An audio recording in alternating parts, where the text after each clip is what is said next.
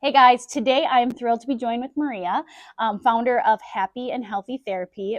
Maria is a mama of three, an occupational therapist with over 16 years of experience, and a trained craniosacral therapist who blends gentle, whole body care with deep insight into pregnancy, postpartum, and infant support.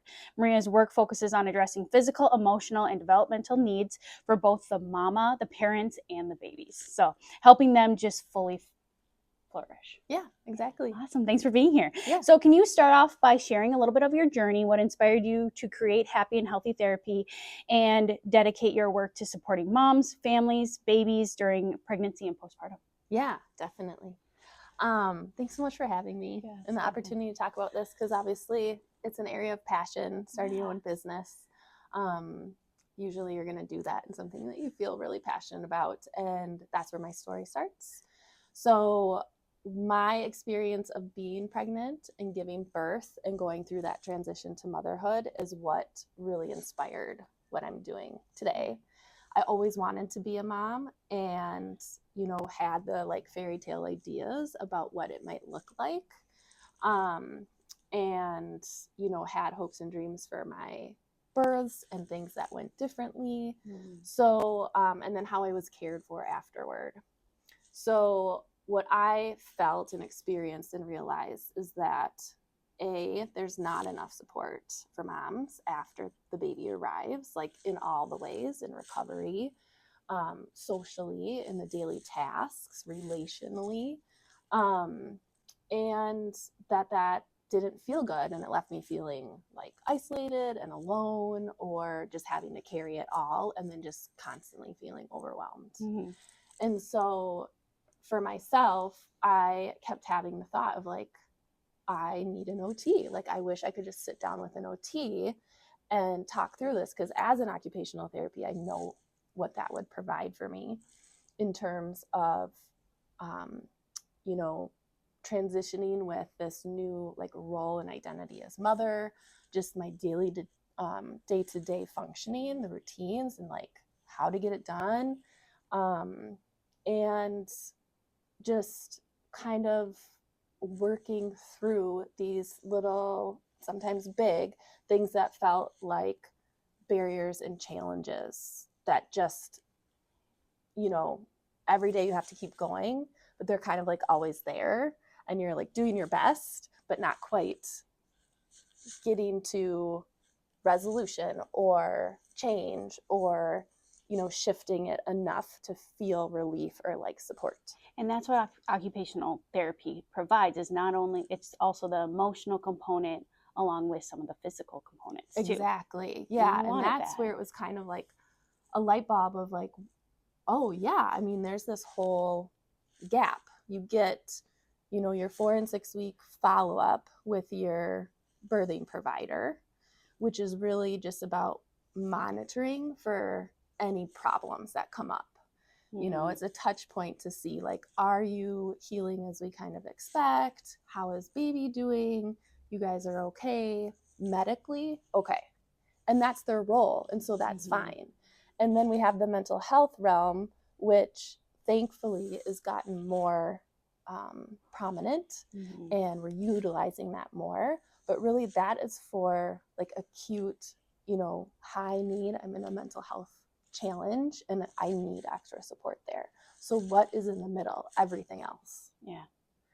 So that's where I felt like, wow, OT fits right in that zone of, it's not mental health, but my mental health is suffering. I'm not in a state of depression, or my anxiety isn't so high that I need the mental health support, but day to day, it's constant overwhelm, or I'm just like struggling to work in this transition. And so mentally and emotionally, I'm kind of in a bad spot. And if these things could work better for me, or I got more help, or I understood my needs, then I can start to address those things, and then my mental health improves. So, and then the physical pieces of, I don't do like postpartum recovery physical stuff, but other OTs do. There's even like within your home ergonomics and like how can I make my home function for me? Or if you're recovering from a C-section, how can my partner help me get in and out of bed safely? Because I had a C-section and nobody teaches you that. Mm-hmm.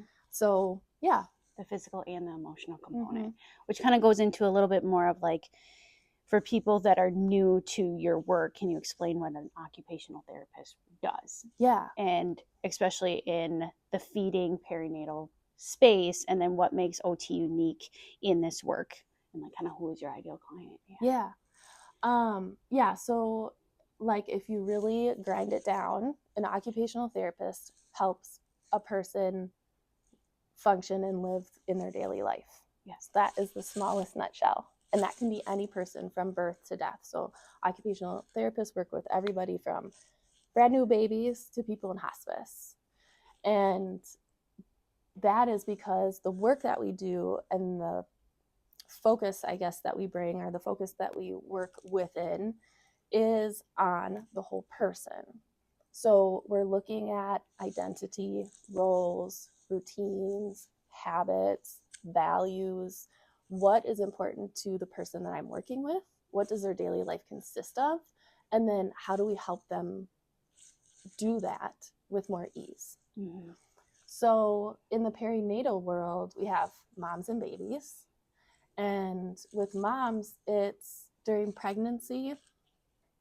For me, I do craniosacral therapy. So on the physical level, supporting the body with any sort of pain or ailments or things that mom might be experiencing, or just nurturing that body and helping it be balanced and as prepared as possible for delivery. Also, kind of what I call like the birth of motherhood, and starting to think about how my life is going to change and how I can approach that and have some tools and be like ready for that. And then on the other side, just continuing that support with the stuff that I've kind of spoken to. And you kind of you have the specialty. So as like I see it a lot when I work with moms, like new expecting moms, there's so much fear and that can build up in their body. And as you release that, you can also help them navigate, right, some of those like built up emotions, maybe physically, and help them because it into this new chapter in their life. That's cool. Definitely.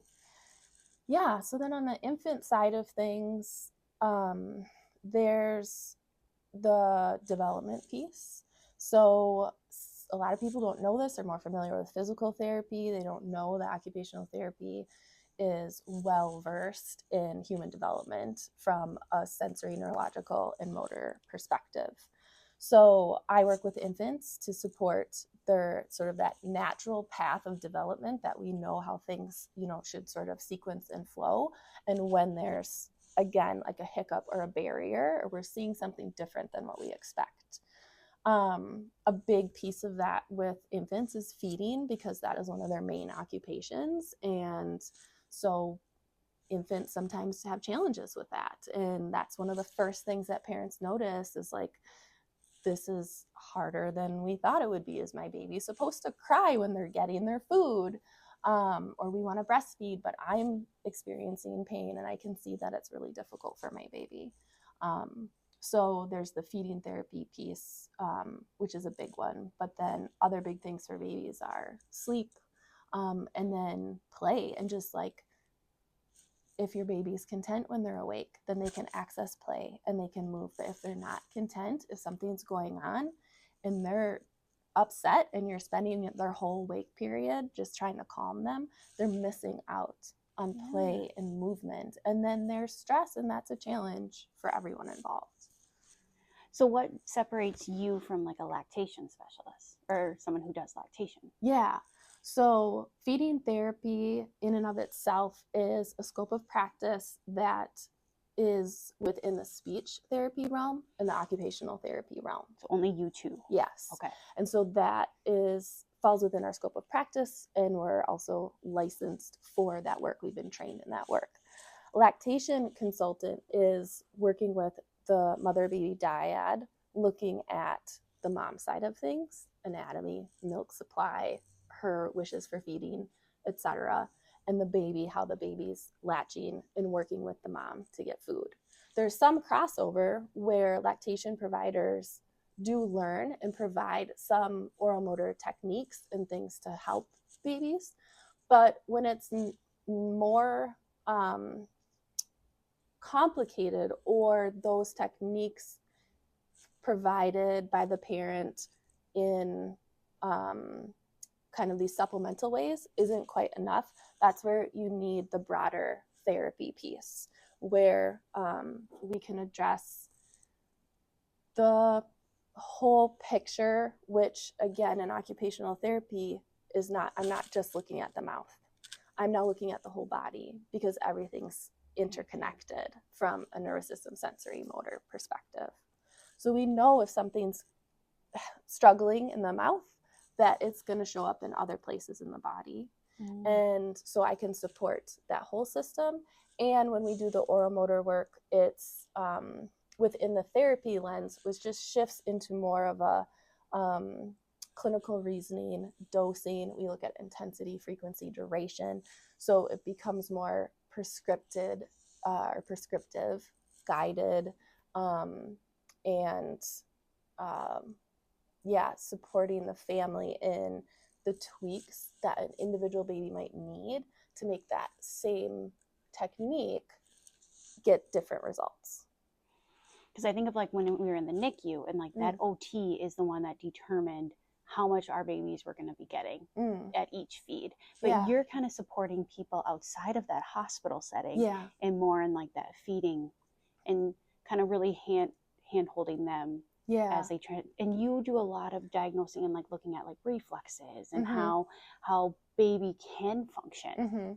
Right. Absolutely. Okay. Yeah, the reflexes, when we talk about reflexes, there's postural, primitive, oral reflexes, and they're like the baseline for development. They're connecting the nervous system, the sensory systems, and the motor systems, because all of them have to talk to each other in order to achieve and like get the optimum sort of sequence of development. So I always tell parents, when you think about our motor milestones, because everyone's familiar and excited about those, rolling, sitting, crawling, walking, then we're talking about reflexes, because that is the start.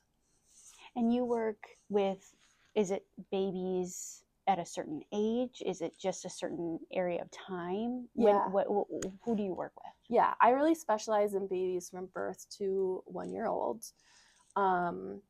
And for feeding therapy and oral restrictions, so if we're talking about tongue tie, lip tie, cheek ties, that is really pre-crawling specialty, because of their age and where their skills are at, some of the reflex work, and also optimal timing for if you do get a release. Like older babies, we're not gonna want to do it at that time. So yeah, really birth to crawling, I would say, is like my biggest clientele. But I do see some babies that are more in like the 6 to 12 months, where parents are just noticing, like, I don't think my baby's moving the way that they should, or I hear they're supposed to be crawling, but we're 10 months and we're not crawling. Like, is that a big deal? Like, do we need help? And so they're also a really good fit for me, because then I come in again with that reflex work and the motor sensory work to help get them back on track. Okay.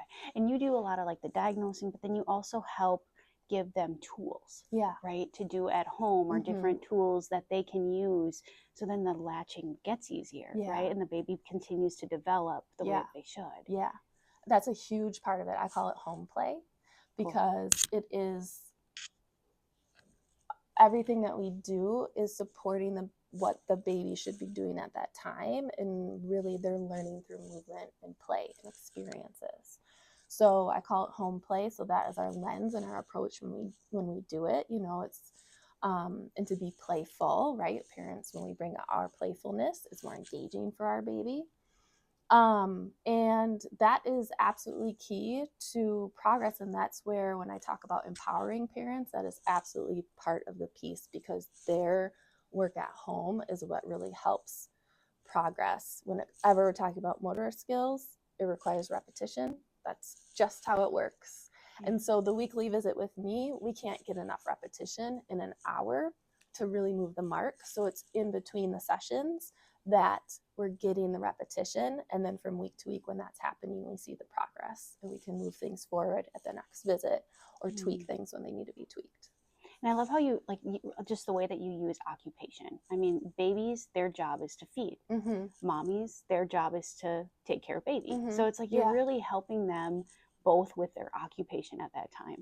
Yeah, absolutely. Or dads too, because sometimes you work with dads too. All you the work time. With the whole I'm team. always excited when I'm working with a baby and both parents come in, because then they both get the information and they can share the load, and I get to meet more of the family, and and you don't good. And it's not necessarily just breastfeeding. A lot of times it's bottle feeding. So you, like, if anyone's, even grandparents, if they're doing part of the feeding too, they can also be big pieces of that too.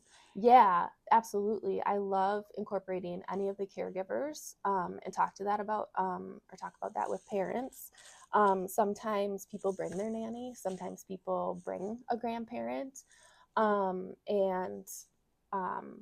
happy to collaborate outside of our session, like offer like phone conversations with daycare provider or nanny, or like whoever else might be caring for the child. And I'm glad you mentioned bottle feeding, because something that I hear actually fairly often from parents is, well, if we're working on breastfeeding, what about bottle feeding, or vice versa? And it's really helpful to know that it's the same set of skills. So when we're working on oral motor, we're working on feeding, it's for bottle and breastfeeding. It's like the suck. Yeah. It doesn't matter if it's on the bottle or if it's on the breast. It's how that mouth is working. Yeah. And you do also craniosacral is a big part of what you do. For moms who have never heard of it, how do you explain this gentle hands-on approach? And since you are also use CST with infants, can you share how it supports babies as well, whether in the feeding challenges, tension patterns, or helping them settle and regulate? And then what are the most common issues you see with CST and how it helps with moms and babies? The way I usually explain it is that we are working very closely with the fascia, and actually usually start with, like, it's in the body work camp, right? So chiropractic is there, acupuncture is there, massage, all of those are working with the body and how it naturally is meant to heal and function. It's like we're just coming from different angles and with different tools. And with craniosacral, we're working really closely with the fascia. Our fascia is inside our body, from our head all the way to our toes. It's like wearing an internal wetsuit. So all of it is connected to itself. And it's giving the inside of our body sort of like a container for our muscles and bones and our organs. And it has a couple really important jobs. One is to provide that structure support. So it can on its own move through more structure or more mobility. And it's going to go into more structure when we are in a position for a really long time. Like, okay, that's where we need support. So our posture is a really good example. Or if we've been sitting at a desk all day, and why when we're done at the end of the day, we kind of feel a little achy and we need to move again, is because like our fascia has been like, oh, this is where we need to be. Another big thing is if we have an injury, it will provide more structure to keep it protected while it's healing. And so sometimes it stays more in structure. And if we have too much structure, we give up mobility. And then that's where either we can start to experience pain and discomfort, or how things are meant to work inside the body aren't really able to do their job as much. So I always say, our organs, inside the body, everything's wet and it's meant to be moving and slide and glide. And if it can't, then it's going to be a little interrupted.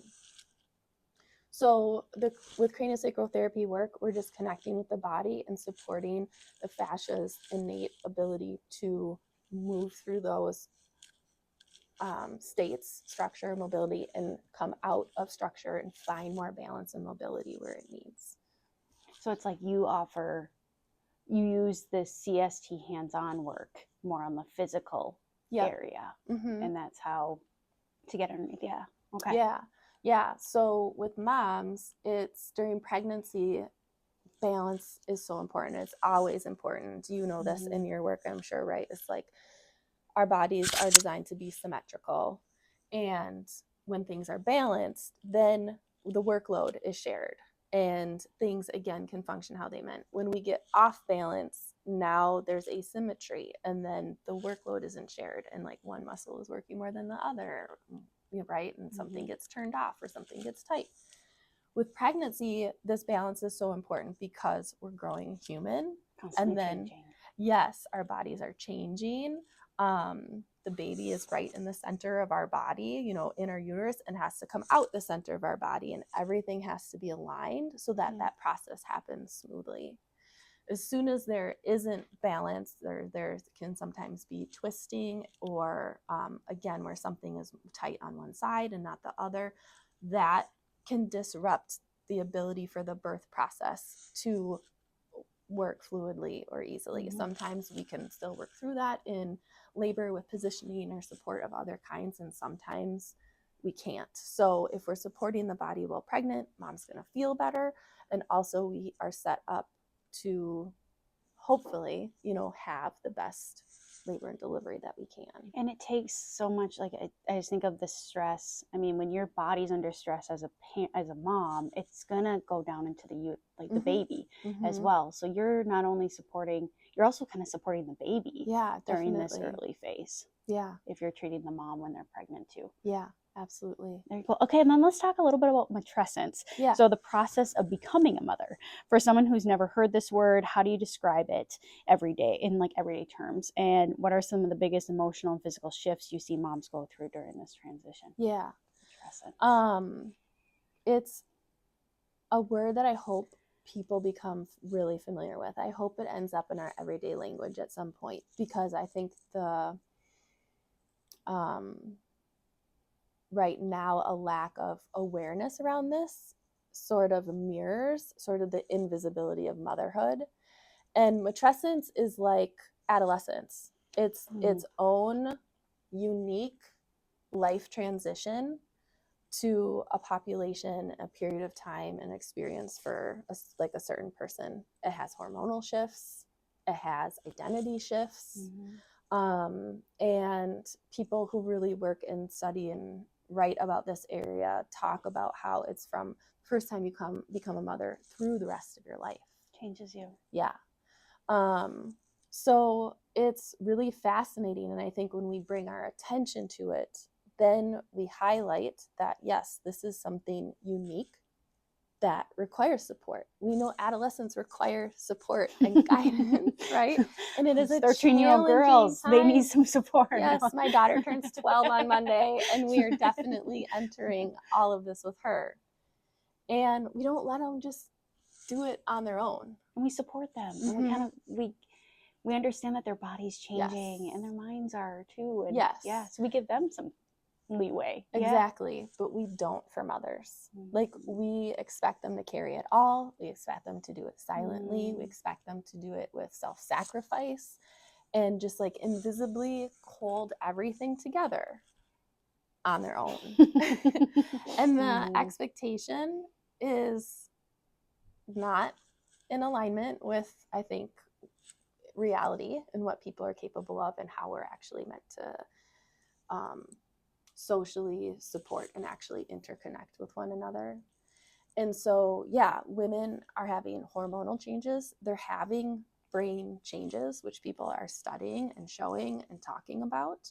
And then they're having role and identity changes. And so, yeah, that's really what it's all about. And when we bring more attention to it and we offer support, then we can finally kind of take it out of from under the invisibility cloak and do better.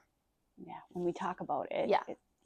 So then you work with moms to kind of help them navigate this new shift. Yeah. Right? And creating boundaries or advocating for themselves or, right? Yeah. So I would say that it's very individualized, and it's always going to start with like the person in front of me of like, why are you here? What are your biggest challenges? What do you want to see change?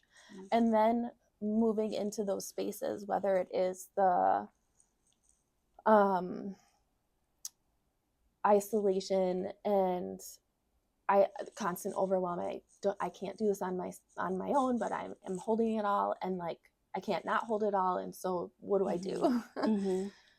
To the more of the, I just need like day-to-day support. Like, how do I figure this out? Some people are great at organizing and setting up a routine and keeping a routine and all of that.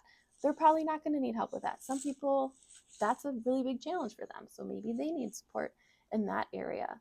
And then there's, some of those mental health pieces which I can support through some self-awareness, some like, are you doing these things to help yourself take care of yourself? And then also making a referral when it's appropriate for like, you need more of like the mental health profession lens, like where that's the specialty. I can see like yours being so almost like a little bit more surface level, like let's figure out some of like your daily activities, and let's carry you here. And then if it doesn't help, then let's get underneath, like maybe some mental health therapy, or even like you being like on the surface, and then if it doesn't help, then lactation, because you do work closely with lactation. Well, that's neat. Yeah, absolutely. Okay, and then one of your core values is equipping moms with tools and confidence. What tools do you use to support women in this early postpartum phase? And if you would give anyone one piece of advice, what to expecting moms or new mamas, what would that be?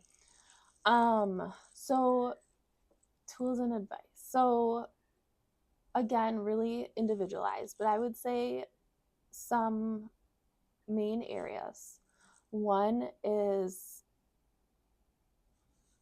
taking care of ourselves, and a big piece of that is self-regulation, which I think is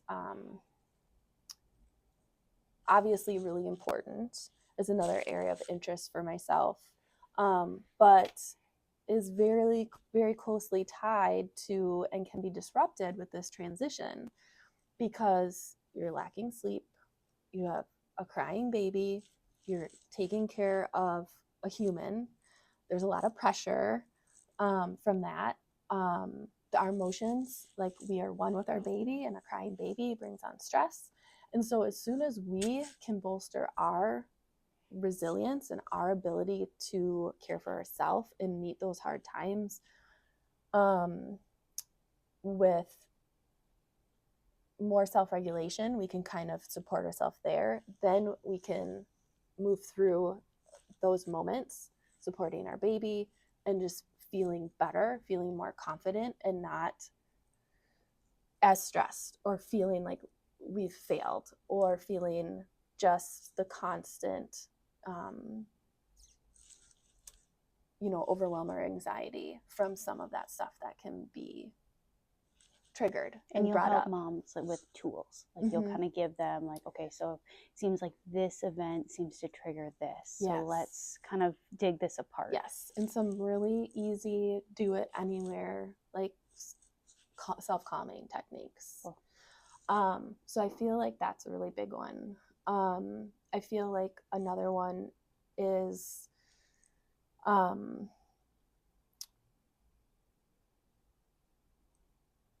identifying, what the mom like wants for herself in her daily experience, and then from there, like again, because it's individualized, it can be very specific. Okay, well, let's revamp your morning routine, or this piece is a challenge for you, so it's actionable, like I can implement, in like steps you can take to change your daily experience. You're kind of slowing down mom, being like, what's your vision? Let me help you bring this to life. Or let's kind of see if we can like change some things, like little things. And then I think another big area, and might be more exciting to delve into for some people, and might be a little bit more uncomfortable, but can make a big difference, is the self-examination piece, right? Is like, well, what kind of mother do I want to be? like, what are my values? Because I think what I experience and what I see a lot of other moms experience is there's a lot of pressure and programming from the outside of how, like, what mothering looks like, how to be a mom, what's good, what's bad.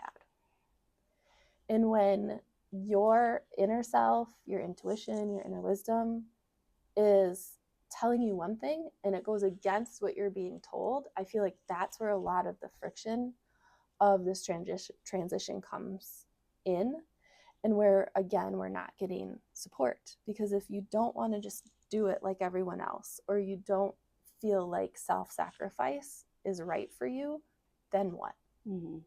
So I feel like that's another really big piece, is equipping moms with that part, that like self-knowledge, and then self-confidence, and then, okay, now what does it look like for me? And like, I just think of like moms who are breastfeeding or bottle feeding, like you're just sitting on your phone, you're looking at social media, and you're looking at all these other, like how you should be parenting, and you're reading instead of just like going inward. And so you're really helping moms stay true to themselves and not lose themselves in this process. That's beautiful. And then, so in terms of advice, my biggest piece of advice is